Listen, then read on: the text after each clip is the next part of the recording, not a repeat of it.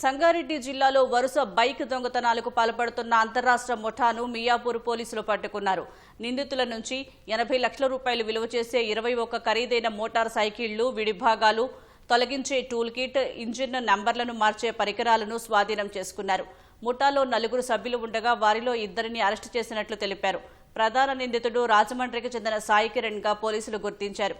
మియాపూర్ పరిధిలో KTM Duke bike దొంగతనానికి గురైనట్లు వచ్చిన ఫిర్యాదుతో రంగంలోకి దిగిన మియాపూర్ పోలీసులు సాంకేతిక ఆధారాలతో కేసును ఛేదించారు. బైక్ అఫెండర్స్ గ్యాంగ్ ని పట్టుకోవడం జరిగింది. ఇతను ఏం చేస్తాడు, హై ఎండ్ వెహికల్స్ టార్గెట్ చేస్తాడు. అంటే ఏటీఎం డ్యూక్ వెహికల్స్, అలాగే యమహా వెహికల్స్, అలాగే బుల్లెట్ వెహికల్స్.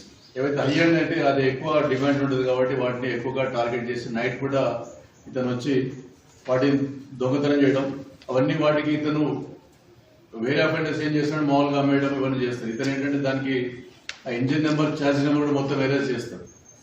ఆ ఎరేజ్ చేసి దానికి కొత్త నెంబర్ ఇంకోటి వేస్తాడు. వేసేసి వీటిని అమ్మడానికి ప్రయత్నం చేస్తూ ఉంటాడు. ఇప్పుడు దాదాపు 21 వెహికల్స్ మనం పట్టుకోవడం జరిగింది. వీటన్నిటికీ చాలా వాటికి ఇంజిన్ నెంబర్, ఛార్జ్ నెంబర్ మార్చేసినాడు.